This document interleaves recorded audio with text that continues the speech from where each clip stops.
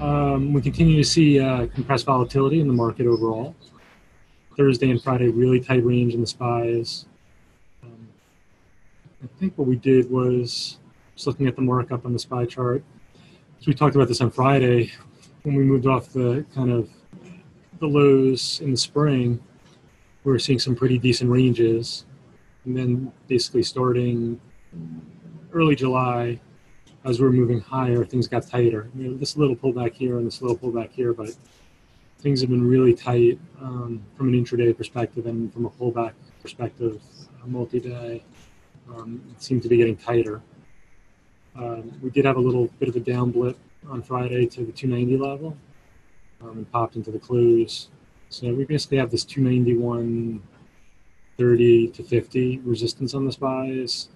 Buyers have now stepped up into the low 290 area, resuming pre-market action. These buyers have stepped up to 290.50 in the pre-market. So two levels to watch on the downside here for bids are 290.50 and then I guess 290.20. Let's see, on Thursday the bids were stepping in here around 20, but they would spike down closer to 90, close above, spike down, close above. So these are the two spots, and then on the upside, 290.120. So this is very compressed ranges. If you look at this on Thursday and Friday, and above that, going to the half. So any type of close above 291.40-ish could attract a gap up for tomorrow. And notice the negative news flow that came out on Sunday or over the weekend, talking about us with the tariffs with China. It's escalating, and the market no longer cares about that issue. I forget exactly when it stopped caring about the issue. It was sometime in the last, maybe a month or two ago. We used to get some pretty good movement on the tariff stuff, trade war stuff. Now it's just quick 50 cents and then nothing, at least on the SPYs I'm talking about. Individual stocks, we're still seeing some movement. On IWM, now IWM actually had a very strong move on the open from 170.50, got up to almost 172. We know that 3 of the prior 4 days, or was it 4 of the prior 5 days, had failed right at 170.150. So it looked like it, when you see an open like this, 3 big green bars, you think that it's got a chance at maybe finally closing above the level. But when it came back into the level, it didn't even hesitate, dropped it out by about 70, 80 cents. It closed okay. It's starting to get a little bit more constructive in terms of pulled back here to 69.5, then pulled back to 70.40. And now this pullback was 70, above 70.50. So the buyers are stepping up a little bit, closing a little bit stronger. So let's just say if we get above 171.50 on the open on this one, and by midday we're still above, pretty good sign for finally close above this area. It's been having trouble. All right, not much in the way of news flow, and that's going to probably continue to be the case for the next couple of weeks. We have TAVA, which got FDA approval on a migraine drug. So this was had just been trending down pretty strongly over the last couple of weeks. Had a little bit of a bounce here from 21. And starting to hold a little bit higher. And the news broke, pushed it up in the after hours to 24. It topped out here on August 21st at 25.85-ish.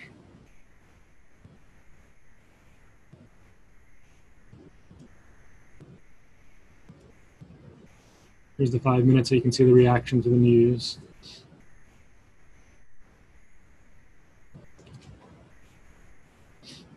So very quickly pushed above 24, held there. We come in this morning, and it's clearly held the gap. It starts trading earlier in Israel.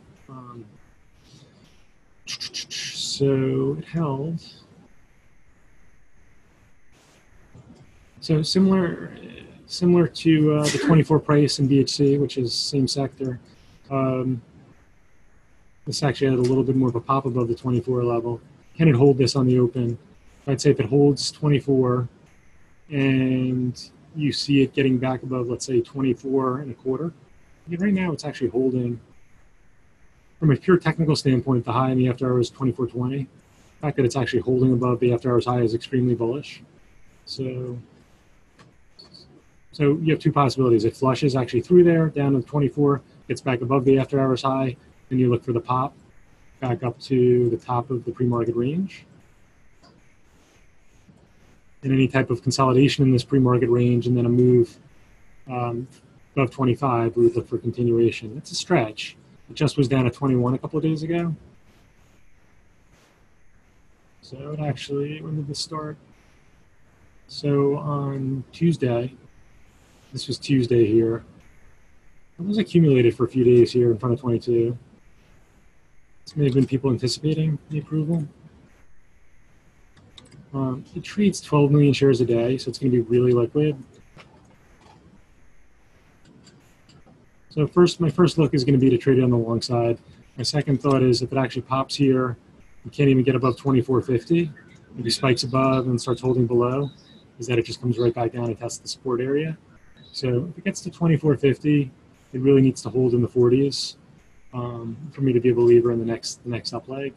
And then it's unlikely that it'll really get much above the top of the pre-market high. And probably get to 25. But you need to be really careful on the long side up here, just from the extended standpoint. Of course, anytime it spends any time consolidating longer in these higher prices, you can have more confidence that the buyers have now stepped up. They're holding at higher prices. You can look for that next leg. Next one is JD, which didn't really have major news. It's gapping down overall with the Chinese market, all the names. But they did mention the CEO. The big thing is the CEO, right? The guy who founded it was charged with sexual assault in the U.S., was released, went back to China. And really, people are wondering, what is the Chinese government going to do with him? There's a big tech conference in China this week who said he wasn't going to be there. The speculation probably is, does he have legal trouble? Or at a minimum, are they looking to replace him? But it continues to bounce off 26th. And we want to put this from a bigger time frame perspective in place. The reason it probably is people are trying to bid for it is it just had come off from the 40s. We got to go back all the way to not 2 years ago, but when it was below $26. Of course, there's been a ton of growth. So if we compare it to something like BABA, and we go back to 2 years ago on BABA, it was down at $80 a share. And so it's doubled since then. And so there's a kind of a relative value play going on here now.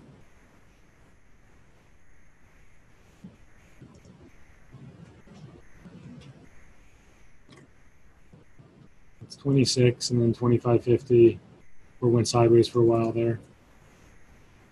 At some point, let me just go to the 5-day.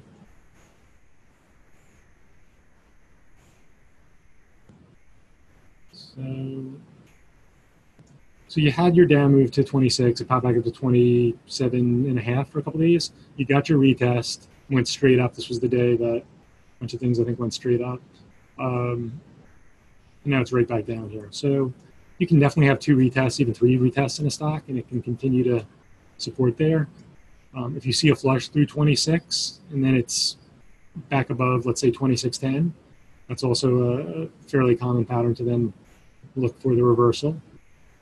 Assuming the flush below 26 wasn't too much.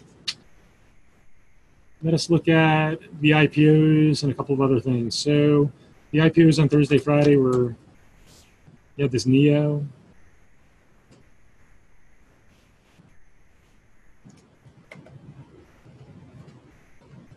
On Friday, that's right. So on Friday, on the open, it was crazy. It was like 10 by 12.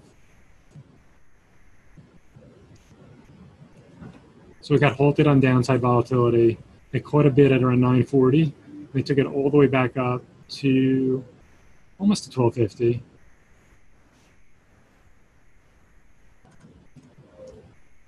So you have this hard reversal and then a flag that's like an intraday bull flag, and it broke to the downside. I think most people on the desk were actually starting to short it in this 12 area. See if it would pull in. It broke to the downside here. You got a chance to short it in this quick pop here into like 1190. And And you got a full pullback all the way to 10. Not sure if people played it all the way to 10, but certainly a move back to 11, where the last leg happened from here. Then it started to hold below 11, show some weakness. There were two pops back there. And just notice the downtrend from the pre-market continued the rest of the day, basically. So looking at it today,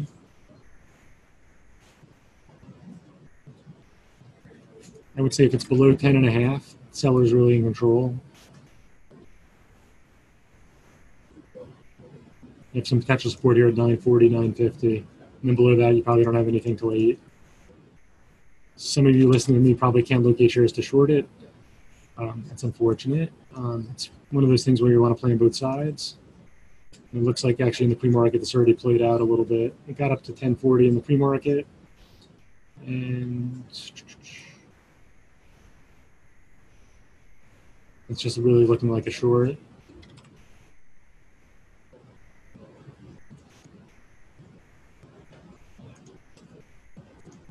Sellers in control. Looks like Shark is shorted.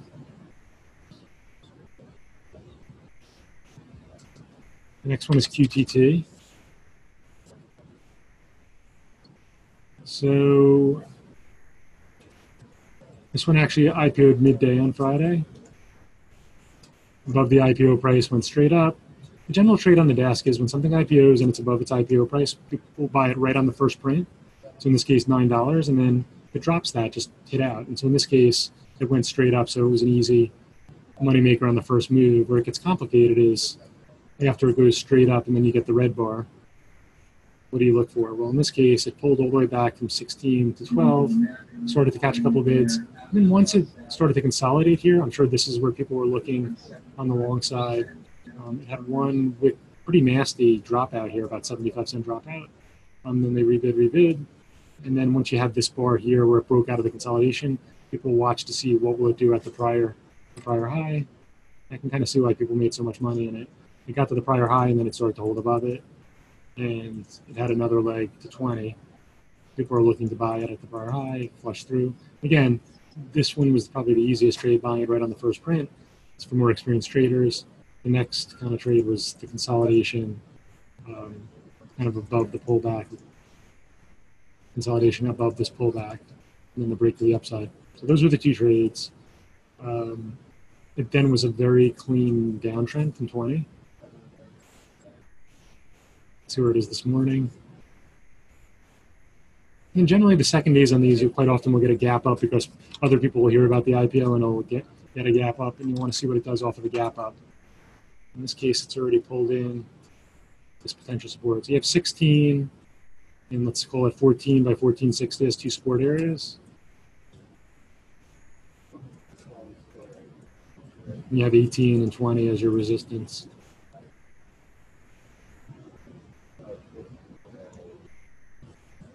So right now, people are definitely trying to hold this above 16. We'll see if it fails at 18 on the open, then we'll look for that pullback.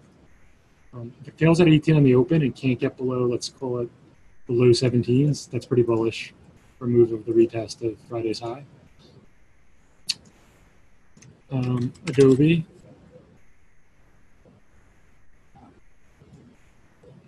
So it got above 274 on the opening drive, and held that the rest of the day. So we want to just use that as our support and see if it holds here. Resistance is 277.5. Let's look at it in the 30-minute. It actually cleanly broke out through the after-hours highs. Pretty good opening drive once it got through there. So buyers really in control of this one. On the open, if it pops up here and then gets below 274, then I would look in for the likely spot is for a pull into here. A lot of times these big gappers, when they make new all-time highs, what you want to see is 3 or 4 days of it holding above the prior high. So you want to see it holding above like 272, and you'll look for the next leg. And then finally Kroger, which was on short sale restricted. So this has come back down to the support from, what was it? July support. So 27.70 to $28 supported there for a couple of weeks. Have alerts 27.75 and then 28. Nibble here on the long side. And then if it gets back above 28, then I would start to look for a bounce. So close above 28.50 would be pretty bullish for it at this point. Then there's a question on Play, which reported earnings on Friday.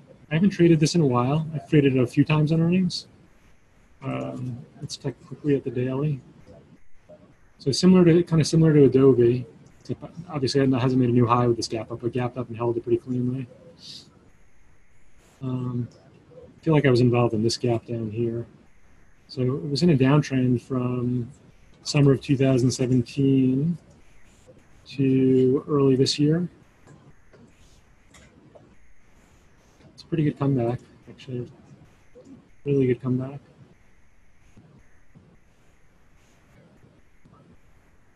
So the fact that it erased all these earnings gap downs and the last 2 quarters have now gapped up.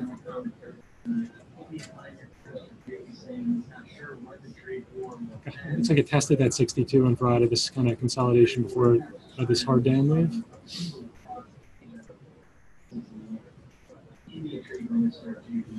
So that's where it finished. It's bullish, but you're going to have to see it really. If you go back to like kind of the last year when it was trending lower, and it came into the 62 area, consolidated there for a few days and went straight down. So it's definitely a tough spot. The buyers were there all day on Friday. Really, the question is today and tomorrow, are there still buyers? So what that would look like is